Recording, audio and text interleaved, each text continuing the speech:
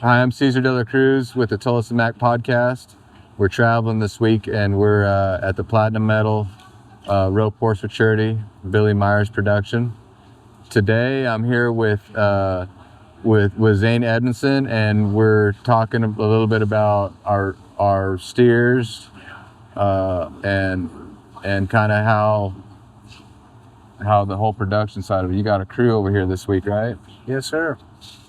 Yeah, the steers this week are actually Coy Thompson's. Okay, that's right. And so you kind of helped bring the crew over, though, to kind of. Yeah. Billy was pretty impressed last year's Futurity and the way you kind of run the whole setup. You're kind of a one-man band when it comes to setting the set up the ropings. Dang sure not a one-man band. But last year when we were in Guthrie, I had the cattle and the crew and kind of just helped with the production. And this year, coming to Rapid City, of course, freight's higher than Willie Nelson, so yes, can't truck steers from Dodge City. And Coy has some great Mexican steers. He's right at the road, right? So, and they roped them last week, and they jackpotted on them outside, and everybody said outstanding set of steers, outstanding set of steers. So I wasn't worried at all about it, you know. Mm-hmm. And once we did the deal in Guthrie last year, and Bill said, you know, we got along so good. And I do events, a lot of events. Mm-hmm. And the Platinum Medal deal last year was easy going, fun, mm-hmm. and the way that it paid in flights or groups, medal groups, whatever you want to call it, I thought that was the coolest thing ever. I did too. You run 3 steers, it puts you in your flight, and so I thought that was awesome. So I want to see this deal grow. So whatever I can do to help that. Right. I agree. I think it helps, you know, beating Trevor on the dark side was kind of tough sometimes, and some of these other competitor miles got some nice horses, and there's 100 more of them out there. So if you can better than those. Yeah. So if you can kind of go a few different categories, maybe say you got a leg or something, you still have a chance to place the silver, you know. Man, I kept telling them guys, and I flagged here this week and last year, but I kept telling them guys, just keep knocking them down. You're going to be in there. There's a spot for you. Right. And that's what I like about this thing. I'm hoping it takes off. Yep. What do you think about the horsepower? Since you go to rope-ins and you go to shows, like when you come to these shows, it's pretty neat to see the horsepower. It's the greatest thing ever. I think so too. I mean, with all the U.S. ropings, World Series ropings, you know, I see, I don't know how many runs a year. And when you come to these shows, whether it's the Platinum or Rope Horse Futurity or AQHA, when those deals, it's just run them down, catch them. Mm-hmm. Just kind of let your horse work, right? Let your horse work. Quit worrying about everything else. You know, stay out there on the hillside. Let stuff develop. Come in. Yep. You know? I like how the headers are patient. They're really trying to set the steer up, too. Yep. That's the whole aspect of it. I was talking to Billy Jack just a little while ago. We were mentioning how I think the future of the rodeo game is going to kind of make the times and everything just a little bit faster. When a horse works properly and, you know, gets the whole steer properly, faces the proper way, it's a little bit faster. For sure. I mean, the whole game's changed. And so Wadhams called me in 2016, and I remember exactly where I was. It was 2015 when he called me, because I was sitting in the South Point and I'm scribbling on the back of the napkin or the placemat at the Coronado Cafe, and I'm in on this deal. Yeah. And someday I'm going to send that to Jay. That's awesome. This is the format. This is how I want to run it. And I'm like, okay, this is how it's going to go. And someday I'm going to send it to Jay, because that was before we did the Futurity in Fort Worth. And it was just, this whole game has changed. That was 2015. Now we're in 24. Mm-hmm. It's stepped up so much. Stepped up so much is right. I remember you used to be able to get by on kind of a cut and reject or rain and reject. There's no rejects anymore. Yeah. Like the dark side, for example, he was bred specifically to be a rope horse. They cow horsed on him, and he had a great career doing that. And then, Notorious. Yeah, Notorious B.I.G. for sure. Yeah. They are breeding them for this. Yes, I mentioned a little while ago, like Mr. Bill Myers. Yeah. And he's got them head horses going too. And been doing it way longer than anybody else. Well, the barrel racers kind of picked up on it first, so the team ropers are picking up a little bit later. Been doing it way longer than anybody else. We're just slow. Well, I don't claim to be a rocket scientist or nothing like that. I'm just a normal healer, but I know nowadays the headers are reaching so far, and it's hard to outrun the head rope. But if you need a heel horse that's got some wheels, and it for that final level. And these heel horses out here at these things are working so perfect, and they're bred right. And I mentioned with Bill Jack, there were 3-2. Colin Proctor and Logan Metal were 3-2 over there at the finals this last year. Logan's on a... Was that the Crossfire run? You know what? The steer kind of took his separation. I'm joking. Well, you know what I'm saying, but that horse that Logan was on was one of them Futurity colts. You know what I mean? He's out there rodeoing on that horse, and he went through the stages, and he actually placed that horse at Futurity a couple of years ago. in Jay's deal. Yeah, and so like I feel like that's where the game is going to go. The way that heel horse slides around there, just brings the steer back just that much faster. You know, and the head horses. I know Driggers likes riding a lot of these show horses. He's kind of getting the feel of these rodeos. There's no doubt they are changing the game. Yep. And I'm so excited to just be a little part of it. Whether it's the cattle, whether it's flagging. Let's talk about that a little bit. We talked to you earlier about how many cattle do you run out at your ranch? Oh I'll buy 2,000-ish a year. I have about 850 all the time on hand, but I have a big lease program, and we produce U.S. World Series Opens, provide steers to U.S. Finals, World Series Finale, Jay's Futurities, the American Rope Horse Futurity Association, of course, Platinum Medal, AQHA World Show. I mean, honestly, I have all the work I want, and I have got to have... I've got to have 300 head of good ones. Kind of the fresher end. And yes. Yeah. Yep.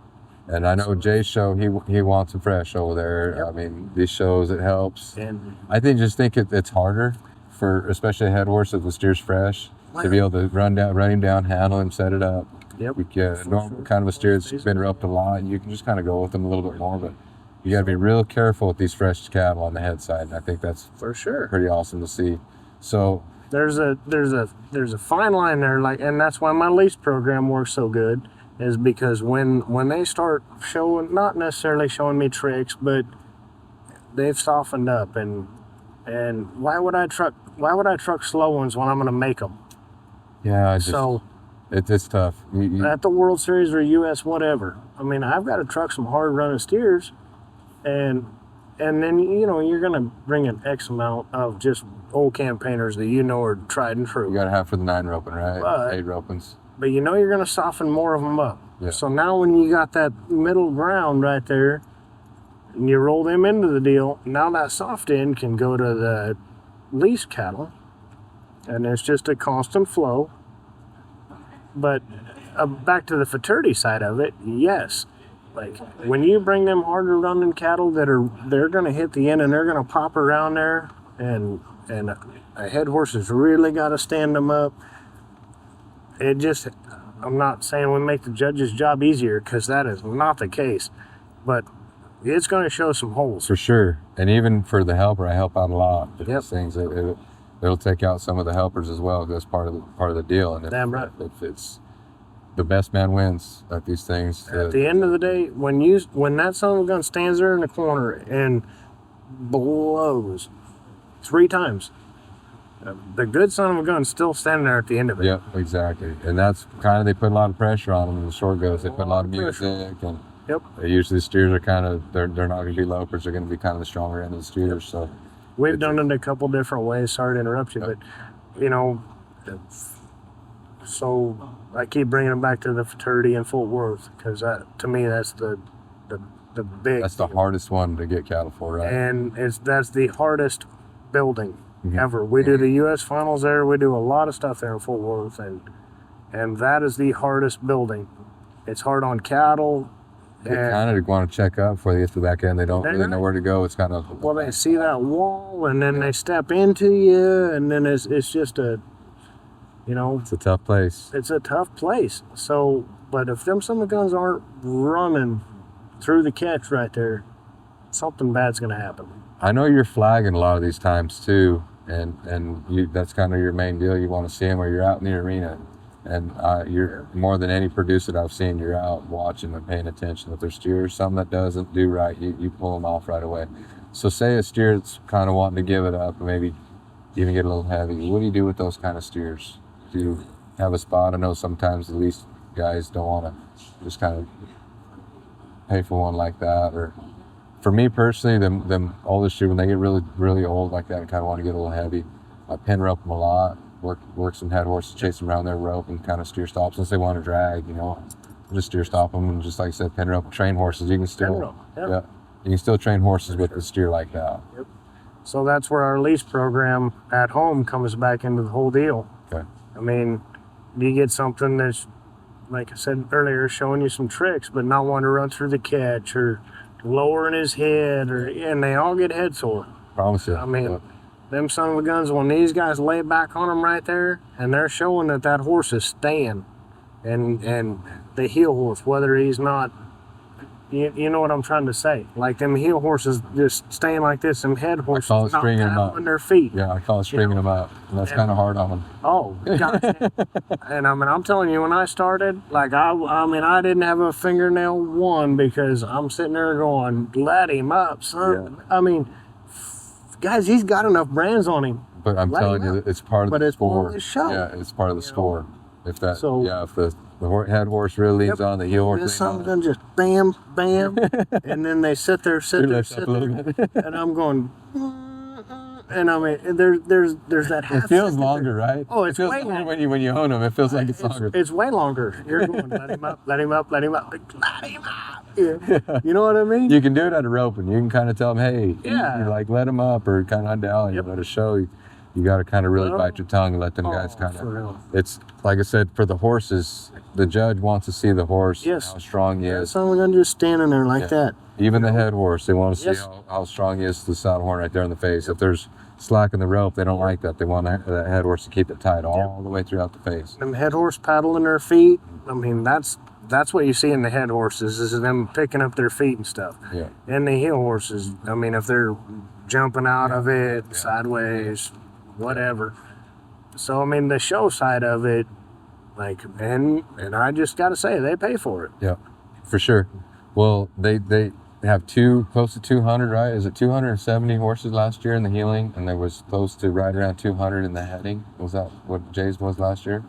At Jay's Futurity and Full World, American Ropers Futurity, yes. Yeah, and so how many steers do you take to that, say, particular event? You're going to have strong ones. You can't be like a normal rope where you're going to have maybe the 13 ropings and 11 roping steers. It's got to be nothing but goodies.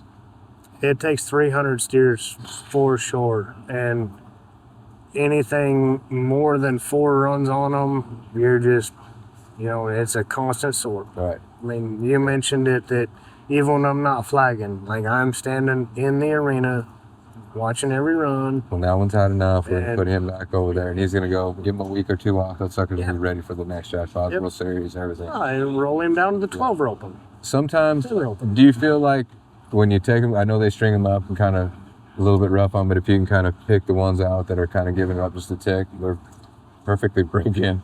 Like they've been strung up, they've stretched out, and they kind of were back into that. Okay, now we can kind of be easy with those. But I think if you keep roping them, if they kind of give it up a tick, and you keep blasting them, it just really, it's hard on them. Hard on the confidence. They give it up just a lot. You go from having a $900 steer, $1,000 rope and steer that you can take to anywhere. Well, and then it goes down to $600 just a regular lease steer or something. You know what I mean? $50 a month kind of a steer. You got to be careful with that because you got to keep them expensive. Like you mentioned, $1,200 for a good fresh. Yep. ready to go BFI type steer, or even these show type steers are expensive. Yep. I'm good friends with Oscar Durant. He crosses them in El Paso out through there.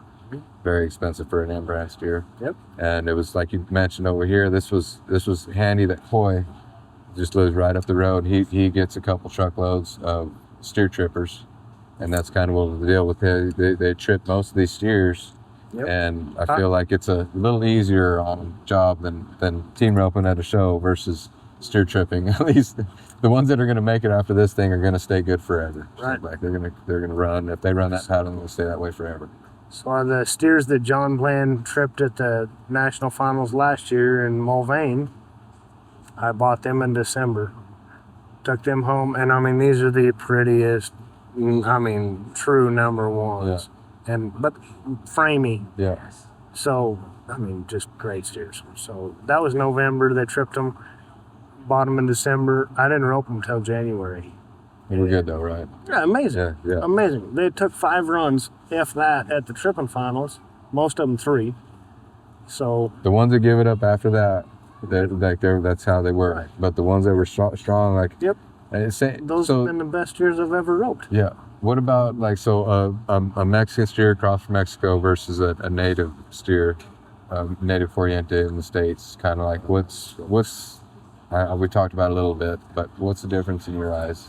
Man, you just have to absolutely baby those native steers so much. Yeah. And we cross. When I say we, I had a partner for a long time, John Herman, and that's a whole nother backstory. It's a different world over there, crossing suckers. Cool son of a gun. But so John used to buy a ton of Mexican feeders, and I said, "Give me a load of ropers."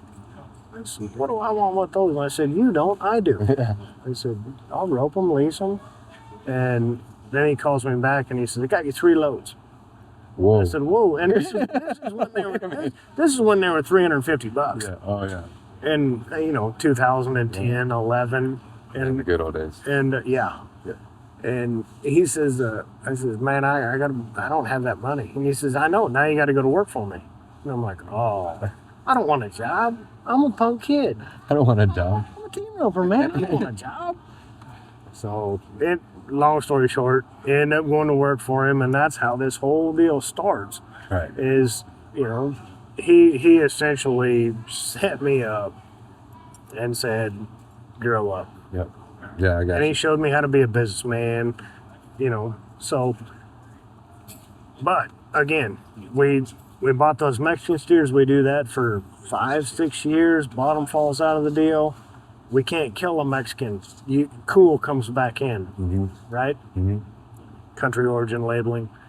And now we're going to native steers, but you have to baby them so much. Like 3 runs, breaking them in.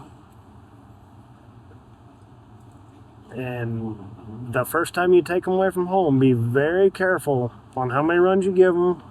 And don't break their confidence. Yeah, that's why I see you over there in the arena at the Fort Worth over there at the Futurity. So then you get them the hell out of there. And then once they're kind of going like that, they're going to last a long time. Right. But it's just a management deal. Where these Mexican steers, like today, they were in an outdoor arena yesterday getting jackpotted on, and kicked them out of the pen, drove them through 75 trailers, and them son of a guns just click, click, click. Follow the leader, whatever. Through a gate, yeah. I mean, it was less than a 3-foot gate. 2 of them couldn't have gone through at a time.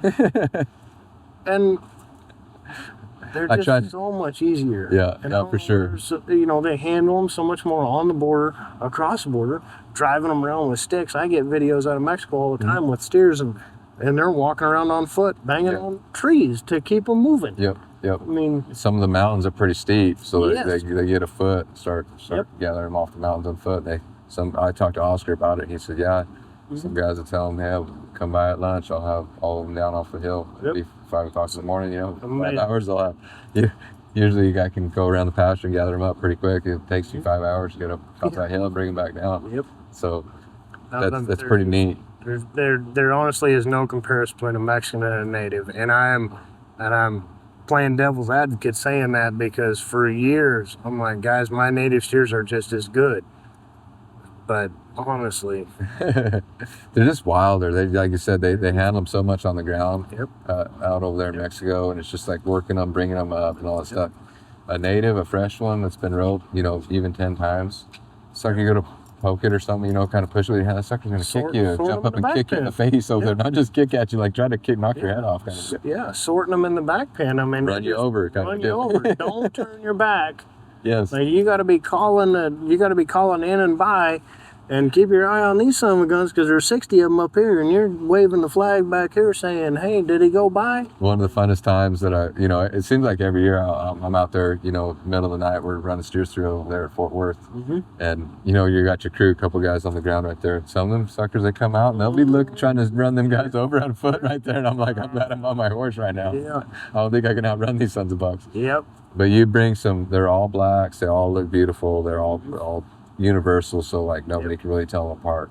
And it's really, really neat how I like how the futurities, if the steer takes you out and it's like kind of the steer's fault, we're gonna run you up and over, we're gonna suck that one out, he won't get run again, and we're gonna give you another one. That's the most fair Thanks, sure thing try. you can do. I mean, I'm a roper myself. I don't even know how many runs a year. I'm gonna say 100,000. Yeah, at least. Yeah. And like, if there's something I don't want to draw, he's not going to go again. Right. So, and this, again, in December, started buying Mexicans. And now you got to have them. Yeah, like, for you sure. spoil yourself again. Yeah, and especially being a producer. Yep. They just, Yep. And then when you need to kind of roll them, after a while, after they get so big, you kind of feed them up, and you can kind of roll them that way once they get so big. But it seems like it takes so long to get a Corriente native just to weigh 600 pounds, 700 pounds. It seems like, it takes years. A Mexican, I don't know if they got enough. It seems like some of the ones will have Bramer in them, and they're crossed all kinds of different Herefords and this and that. So it seems like they got bigger bone, little framier. Once you can kind of get them fed out. I got a steer at the house that I guess it was maybe 4 years ago, they bought him they crossed him, and it was Mike Servy's steer. And he went from there to Rancho Rio for however many weeks, and they did all this stuff. And so I remember him because he's one of the bigger ones in the herd. He was kind of a bigger, solid, but he had sweet little horn, like looked like a little fighting bull. Yep. But he was a little more frame. Blue butt. Well, I still got him, man, and I got him turned out. I'm gonna eat him now, because he's just big enough now. Like he's almost 800 pounds now. Yep. And a native, it takes long, and maybe you might not even be able to get them that big sometimes. For sure. Like with the lease deal, a lot of guys will call and they'll be like, I need to trade my steers. Like, gosh dang, they weigh 700. I'm like, oh. Do you know how much a 700-pound steer weighs? He might be pushing 550. 630 is a big steer. Huge. I want you to know, don't even fit the chute. The 600-pound steer hardly fits the 630 chute. is big. Yeah. I've roped some of Cheyenne that split side, because I remember one year they had to weigh 550 to get on the truck to go to Cheyenne. We were up the trip with steers. I drew one that was all 600. I mean, he was big. He couldn't run very fast. His legs were just couldn't hardly pull that sucker out of there. You know what I mean? He was all 600. Like when they're that big, you can tell. Running after them and turning them and heeling them, like you can tell. Like it's not old school days. We're not in the 80s anymore. No. I think people get spoiled with that too. Oh, for sure. Texas, their horns get that big. I mean, they barely get big enough to put a horn wrap on them. They're roping them out there. Oh yeah. So that's a running joke with me with a lot of the native steers when I was buying them is I got a load ready to rope. Texas ready to rope? Can you put a wrap on him, or is he truly ready to rope? I mean, or California ready to rope. The California ones are big. Yeah. They rope. I want one at 430, and I want to chop that much horn off of him.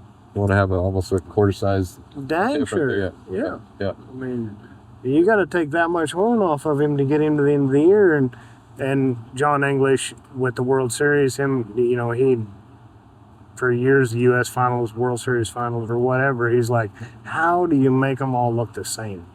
Do you have a stick that you put on their head and that's where you cut their horns? And I'm like, no, it's just. I've been eyeballing them for years. Yeah. Well, the end of the year's always pretty dang close. Yeah. Oh yeah, for sure. Yeah. If they're not that big, they don't need to go. Right. and you got to cut them back to that. So, well, I don't know. It's very interesting. How does somebody get a hold of you if you're doing the lease deal and or maybe trying to put on a roping and they need it good? Because every time I've seen you, you got a crew with you. And these are hard-working crew. They're responsible to take care of stuff. They show up at 5 o'clock in the morning, 6 o'clock in the morning. You know, whatever you tell them. Might be a little while, but they sure show up. Oh, yeah. You're a big enough guy. I think they're a little intimidated by you if you get a little bit angry. You know what I mean? They don't want to do that. They want to keep you happy. Well, everybody's running. I like that. They are wild, but at least they say yes, sir. Yes, yeah, that's fine. So, and like if you want to work, that's good. It kind of be a little while, that's fine. It's kind of being young, I guess. You got a young crew always, so it's good. I went over there and helped you run steers through, and it was midnight. You know, I don't think you guys went to bed till maybe 2. You guys had to get back up at 6. Be up at 6. Yeah. So like having a crew like that that's ready to work, that's tough. And like if anybody's looking to get a hold of you, how do they do that? Oh, I guess Facebook page, Z Ropings or Zane Edmondson. Okay. I don't really want to give out my cell phone number. No, it rings enough. Yeah. Facebook and all that stuff is But we have a website, I guess, for our ropings with the World Series in the U.S. and produce those ropings, Z Ropings. I tell young guys that want to get better at their roping that they need to find a place like your ranch over there that you be around them. You need to run through these steers, and you kind of need to know how to put on a rope and little things like that, run the chutes. And then he's going to have several hundred head to run through, and we need to sort through. And that's how you get better. You're going to have to run 100 steers a day if you can, 50 steers a day. And I'm sure at your place, whenever you're kind of running through steers through and trying to sort up, you're running all of that, right? Dang sure. So if young kids want to get better, get a hold of Zane. All hands on deck deal around there, and you just, I mean, obviously it's not just roping, right? But we try to have as much fun as we do work. Yeah. So I don't know it. It's just I just love this game so That's what I was going to say. You have to love this game because there's a lot of work. This game so much. More hours than the average person. Yep. And I know I've helped put on. Whether you're putting it on, roping, it doesn't matter. You've got to be dedicated. I've helped put on ropings before. I don't like with your uncle. And a few guys around there. I like dealing with the cattle. I like running the cattle through. I like being around, running them up. I like being a part of the cattle operation. Being in the office, I don't like that. It's just there's more bitching in there, not out there. That's where all the complaints are at. Even flagging, it's not as, if the steers are good, you don't get as much. But for the most part, I want to be at the back there. I don't mind feeding. I don't mind getting up in the morning and running through all that good stuff, taking reps on and off. Yep. I just kind of love it. If you don't love this game, it's probably not going to be for you to give you a call because you're probably going to run them. The same thing with Dakota. I tell people, I was talking to Santos a little while ago. That was the first thing he asked me. I want to go work for Dakota. I says, you better be ready for working, right? He said, no, I don't. I'm not lazy. He said, well, perfect. You'll be all right over there. You'll be just fine. Yep. And he'll take care of you. You got to work a lot, but he'll do a good job. So I'm sure the same way. I see you with your guys. You make sure they're eating and drinking, lunch and all that stuff. We'd probably drink a little more than we should, if we're being honest. That's all right, though. Like I said, as long as the job gets done. If we work hard, we play hard. The ropings are for people, people are being serious over here, but a lot of the times, they got a business and they come over here to have a good time. Yep. Even the guys putting it on, if they go visit with you and you're having a good time, they're having a good time. You're dang right. Even if they don't win. They're going to go back to work Monday, talk about how they had a good weekend. They didn't win shit, but they had fun. That's the main thing, I think. The roping game is getting big. Do you agree with that? Do you see that? People are wanting to learn how to rope. I think it was Yellowstone, the show. I don't know what it was. It was Lonesome Dove when I was a kid. You watched Lonesome Dove and wanted to be a cowboy. Yeah. Now it's Yellowstone, I guess. Urban Cowboy, Lonesome Dove, Yellowstone. Yeah. I'm 8 seconds. That's 8 seconds. 8 seconds, yeah, that was when I was in 8th grade, probably. But shoot, either way, it just keeps this cowboy mentality alive, and praise God. Yeah, for sure. We got to have way more of them coming up. Yes, sir. There's just what's going on in the world is not. I don't like what's going on. I have a hard time watching the news and stuff. Oh yeah. when I'm around my cowboy community over here, so like seems like we're out in our own little world over here, out showing horses and stuff like that, buying and selling and training, and there's all kinds of bad stuff going on. Like I hope Trump gets in office. You know, that's kind of the thing that I hope, because he kind of likes cowboys. He likes our way of life, I think. Sure. A guy asked me earlier. He says he was filling out a 1099 or W9 or whatever. He says, "What day is it?" And I said, "Hell, I don't know." I mean, isn't that the way we live? Still kind of summer. It's still a little hot outside, so I know it's summer outside. It's September, isn't it? Somewhere around there. So I know it's not still quite hot. yet. Still hot. That's all I know. Yeah. So, I mean, if it doesn't matter as long as we enjoy what we're doing. Yeah, I agree. That's what we have to do here. I agree.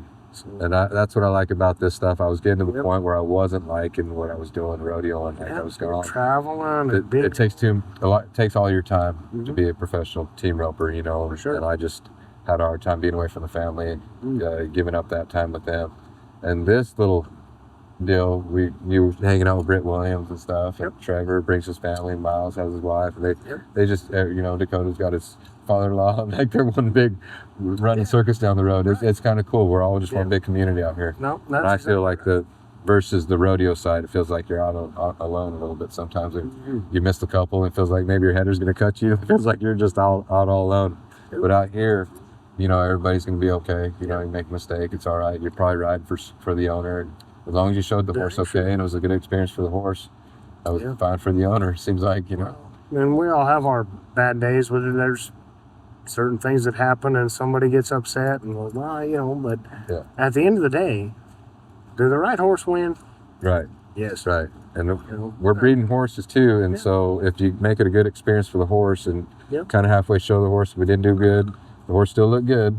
So by golly, when you go to maybe sell embryos out of that mare or sell straws out of that stallion, they look good their whole career out there. You made them look right. You ran a little bit on them. Like I said, it's too many moving parts to win every time. Miles is he's done great this year on that little bay horse. Oh my gosh. Everything it seems like. But that little mare she is so fast-footed. She's beautiful. It's the way she works. Real. Looking forward in I would 5 like years to see we'll probably see colts out of her. Yeah. You know what I'm saying? That's kind of I'm excited about this game. Because I got a little filly. Yeah, I got a little filly out of Smooth Guy. And it's like I get to see all these Smooth Guy stallion, or you're watching him, and you're watching all these horses move that are out of that stallion. It's like, man, that horse, he left us a little bit too soon. That product is there, and you see all these nice horses. And that's what keeps me excited again. And I get to spend more time with my family than I did. Get to ride, get to row, get to come to these shows. Like I said, I love this community. It's pretty for neat. sure. You know, you're talking about the putting ropings on and stuff. So my girls help me a hell of a lot. My wife, of course, in the office, and my daughters. And like I tell them, if we're not having a good time, how do I expect somebody else to? Right. So that's kind of the way that you got to keep your cool, Zane. Like you're one of them guys that does. If somebody comes up to you and kind of a little bit aggressive, you hear them out and you talk to them straight. And listen, it was your fault, and they kind of gladly ride out of the arena. But like if you think it was you know, you deserve another one, I'll give you another one. But I don't want them to have to come and ask. Yeah. I mean, like I should have seen it. Yeah. And I did see it. Like, watch this video. I saw it in real time. I don't need to see it again.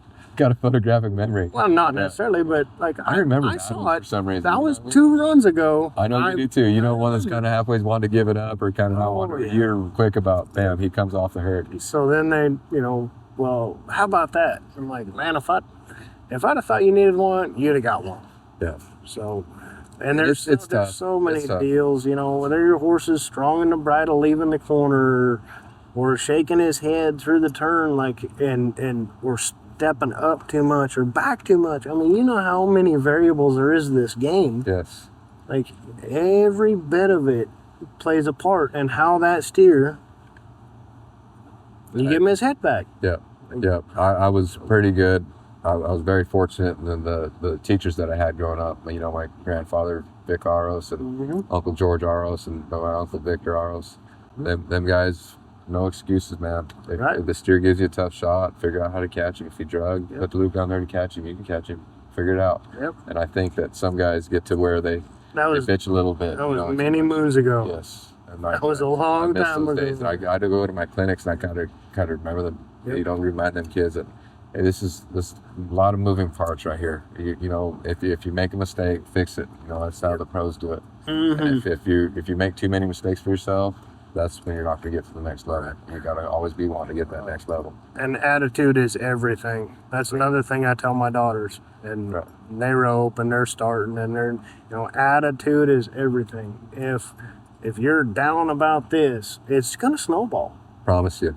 So I kind of had to deal with that rodeoing as well. It Right. really does. If you have a good attitude, it seems like winning's fun. When you're winning, it's easy. You have a great attitude. Yeah. But when you're losing, it seems like you got a bad attitude. And it seems like you're not getting out of the slump. It seems like it's when a person I gets got a big screwed here, and then next thing you know, you got screwed yesterday, and the day before, and the day after, and the day after, and the day after. Too many excuses. So, Figure it out. Right. Go catch a steer. If you missed him, I can catch. I'm better than that. I can catch him. You know what I mean? Yeah, right.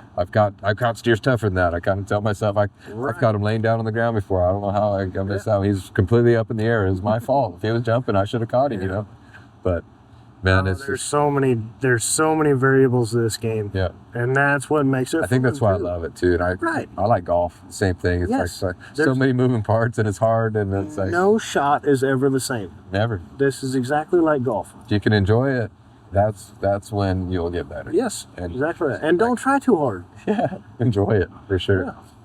And quit trying so hard. No shot's ever the same, no matter if you're roping or swinging club. I feel like just a little bit of the difference. If you get upset, your horse feels that with the reins. You know, if you're mentally frustrated, your horse knows they can feel that. And so that's your partner right there. If you're not kind of one with your partner, relax. I had to learn that as well, showing these horses and try not to have as much emotion and try not to. I used to get myself worked up, roping. Like rodeos, kind of so fired up, kind of healing. Catch him right here. You have to breathe. I've had Dakota tell me that several times. Hey, breathe, relax. You know what I mean? The intermediate roping that we just finished. I mean, that first round, guys are coming in tight, and they're just right there, but stay off of them, and then things are flowing. Second, third round, they showed some good horses. Yep. So, but everybody, I call it trying too hard. Yes, I mean, that's exactly what it is. That's what happens with me as well. Got to relax.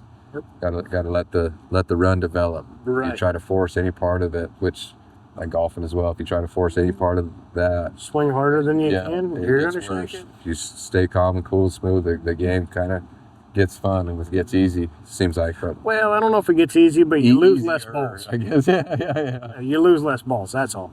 Yeah, for sure. Well, Zane, I really appreciate your time. Thank you so much. Look forward to seeing you so much more throughout the year. But I get a kick out of hanging out with you. I've been wanting to talk to you a little bit on this podcast, and you're one of the best guys out there with cattle. You got that. Appreciate that a bunch. And you try your very best out there, and that's all a guy can really do. You know what I mean? You take 100 head of steers, sometimes 10 of them might not. They might not take the trip, and they might give it up a little bit. But the 90, you really make sure to pull them 10 off right away. And the 90 stay even. I told some guys before, if I had a crystal ball and I knew he was going to do that, I wouldn't be here.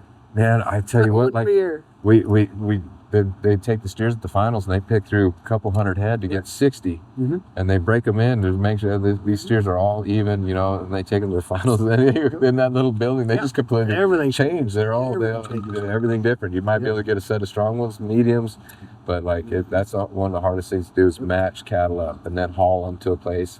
And then expect them to be the same when you haul them to a different place. So paying attention to them is the main thing. Because I've seen guys that just haul a truckload over and then they just forget about their steers and their steers get toast. And then they go home and they kick them in the same pasture. Instead of the 10, they pull the 10 off like you do. They got 30 of them that completely give it up. You know what I mean? That dwindles your herd out fast. Right. So like I said, thank you for your time. Appreciate it. I'm very impressed by your crew and kind of how you take care of your business out there. But we'll thank you so much. Well, thank you.